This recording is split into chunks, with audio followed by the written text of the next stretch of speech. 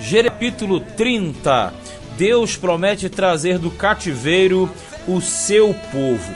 Essa parte aqui, pegando do capítulo 30, daqui para frente, vai apresentar um período de promessas de retorno do cativeiro. Cativeiro 30, 31, falando no sentido de que Israel voltaria ao seu estado original. Mas no final dessas profecias, nós devemos entender que só se dará com a volta de Cristo no milênio. Versículo 1 diz assim: palavra que da parte dos veio a dizer Deus de Israel, dizendo: escreve num livro todas as coisas que te tenho dito, porque dias vem, diz o Senhor, em que farei tornar do cativeiro o meu povo de Israel e de Judá, diz o Senhor, e torná-los-ei a trazer a terra que dei a seus pais, e a possuirão. Veja bem que aqui a palavra é bem clara. Deus ordena a Jeremias que ele escrevesse tudo num livro. Lembrando que livro aqui é rolo de papiro, nem pergaminho ainda existia. E ele fala claramente, registra que o meu povo vai voltar. Só que ele fala assim, esse povo que vai voltar do cativeiro é justamente dividido em duas partes, perceba. Ele fala Israel e Judá, que tornarão para aquela terra e a possuirão.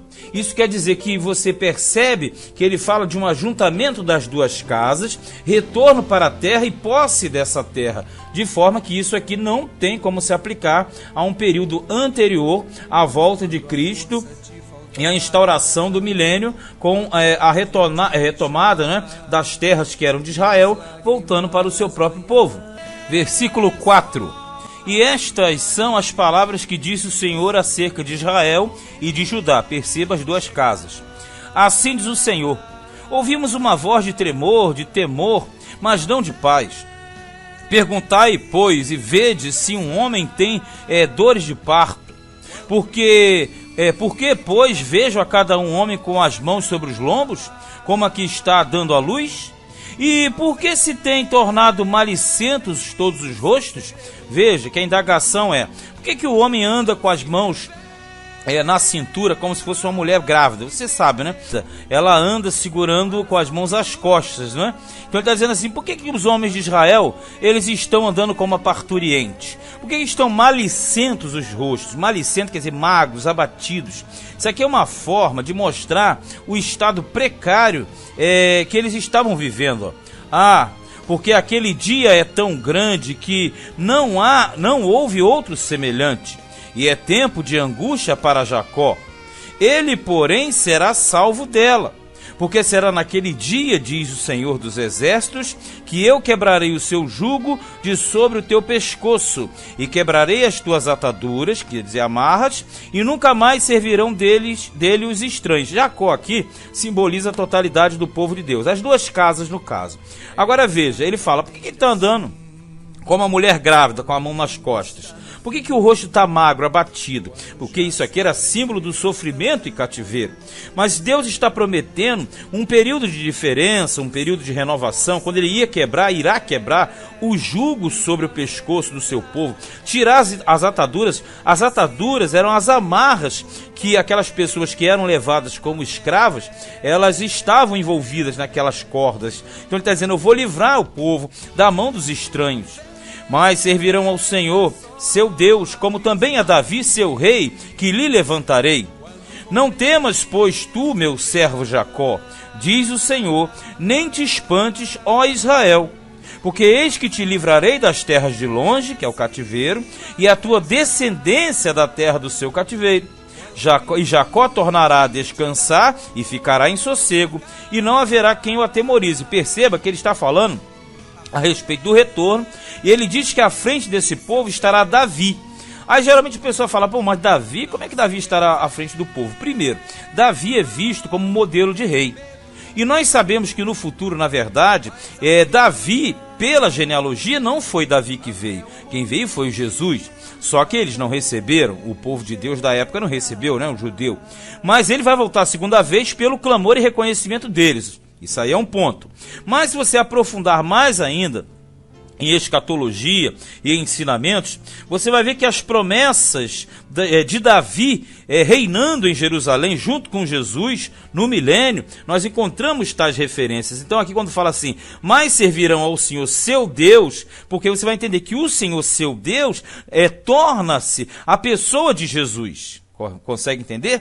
E fala assim, como também a Davi. Então você vai entender que se vai servir ao Senhor como também a Davi, ou seja, Jesus como rei e senhor do mundo, e Davi como corregente sobre a administração central de Israel. Então essa questão não fica tão obscura depois de você ter essa linha de visão, essa interpretação. Veja no 11, ó, porque eu sou contigo, diz o Senhor, para te salvar, quer dizer, para te livrar. Porquanto darei fim a todas as nações entre as quais te espalhei, quer dizer, eu espalhei e vou juntar. A ti, porém, não darei fim, mas castigar-te-ei com medida, e de todo não te terei por inocente. Ou seja, mas você tem que passar pela disciplina, pelo juízo, pela correção, e no final desse período você retornará. Mas eu não te terei por inocente, porque inocente você não é. Fez, tem que pagar. Porque assim diz o Senhor, teu quebrantamento é mortal e a tua chaga é dolorosa. Não há quem defenda a tua causa para que possas ser curado. Não tens remédio nem emplasto, ou seja, não tem como sarar essa ferida sem um período, que é um período justamente de expiação. Então aqui está dizendo que essa ferida tem que ser sarada com o tempo do sofrimento. Todos os teus amantes se esqueceram de ti, não perguntam por ti. Porque te feri com ferida de inimigo e com castigo de cruel, pela grandeza de tua maldade e multidão de teus pecados. Então fala assim, os teus amantes se esqueceram de ti. Quem são os amantes? Automaticamente os deuses estranhos, que eles alcançaram através das alianças com nações estranhas também. Então ele fala assim, ó, os teus namorados, os teus amantes deixaram na pista aí. Ninguém cuida de você. Por que gritas em razão de teu quebrantamento? Tua dor é mortal. Pela grandeza de tua maldade, pela multidão de teus pecados, eu fiz estas coisas, ou seja, consequência da atitude deles. Mas também todos os que te devoram serão devorados, que aí são os dominadores. E todos os teus adversários irão, todos eles para o cativeiro. E os que te roubam serão roubados. E a todos que te despojam, entregarei ao saque. Ou seja, aqueles que abusaram para cima do povo de Deus, chega o tempo que eles também entrarão em juízo. Porque restaurarei a tua saúde, sararei as tuas chagas, diz o Senhor. Pois te chamam a enjeitada, dizendo, é Sião, porque por quem ninguém pergunta. Olha só. A questão que ele fala assim, restauraria a tua saúde, é que sempre o pecado é visto como uma enfermidade. E a enfermidade como consequência do pecado. Então quando ele fala, restauraria a tua saúde, ou seja, perdoarei os teus pecados. 18. É como Jesus fazia lá na frente, né? Assim diz o Senhor, eis que acabarei o cativeiro das tendas de Jacó e apiedar-me-ei das suas moradas. E a cidade será reedificada sobre o seu montão, quer dizer, o seu montão, o seu monturo. Porque a cidade foi destruída, mas será reedificada. E o palácio permanecerá como habitualmente. E sairá deles o louvor e a voz de júbilo. E multiplicá-los-ei e não serão diminuídos. E glorificá-los-ei e não serão humilhados. Então está dizendo aqui uma época de louvor, de júbilo, quando Jerusalém voltar a ser o centro das atenções. Só que aqui será o centro das atenções mundiais, né? É milênio. E seus filhos serão como na antiguidade, porque vão viver muito. E a sua congregação será confirmada perante o meu rosto. Quando fala só congregação, o seu assentamento, o seu povo. E punirei todos os seus opressores, e o seu príncipe será deles, e o seu governador sairá do meio deles. E o farei aproximar, e ele se chegará a mim. Porque quem é aquele que se tem empenhado em se achegar a mim? Diz o Senhor. Veja bem, está dizendo que ele vai juntar, ele vai trazer de volta, ele vai confirmar. E ele fala, e o seu príncipe será deles. Deles da onde? Esses príncipes que ele fala são os governantes, os administradores serão deles da onde? Dos que são de fora. Na verdade, isso aqui é uma alusão à igreja. porque os administradores do milênio são da igreja, e a verdade, os próprios apóstolos que governarão, digamos assim, administrarão Israel, são também a igreja, porque foram o início da igreja. 22, e ser-me-eis por povo, e eu vos serei por Deus. Isso aqui é a plenitude, milênio. Eis que a tormenta do Senhor, a sua indignação saiu, é uma tormenta varredora e cairá cruelmente sobre a cabeça dos ímpios. Veja, ele está dizendo que a tormenta do Senhor foi o início de todo juízo sobre a terra, e que isso vai se prolongar até quando eles retornarem do cativeiro.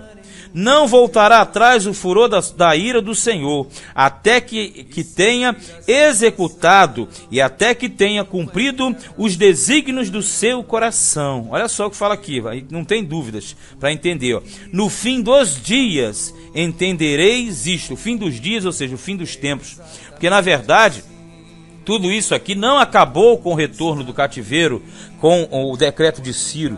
Isso aqui só acaba com a volta de Jesus, que na imagem da estátua de Daniel é aquela pedra que desce e esmaga todos os reinos dominadores. Então, na verdade, a promessa de retorno do cativeiro, você vai entender que não se referia somente ao fim dos 70 anos, mas sim ao final de um longo período, como disse o profeta Daniel, 70 semanas de anos prolongados, o que acaba justamente com o fim da grande tribulação, que é equivalente ao império do anticristo, o império da besta. Este foi Jeremias, capítulo de número 30.